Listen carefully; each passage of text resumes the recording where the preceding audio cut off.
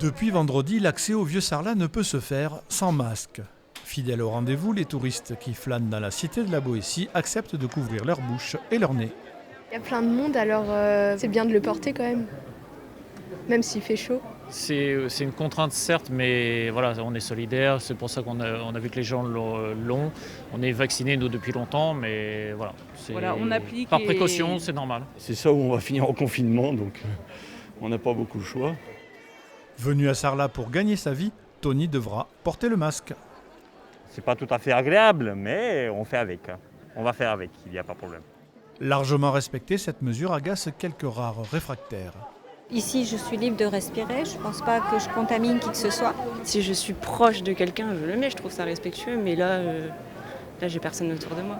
Afflux de visiteurs, circulation du variant Delta, un cocktail qui a poussé le maire à agir. C'est une mesure pour nous permettre de fonctionner normalement, pour nous permettre d'avoir des artistes de rue, pour nous permettre d'avoir des petits regroupements. Et aujourd'hui, je constate qu'il y a à peu près 90-95% des gens qui le portent.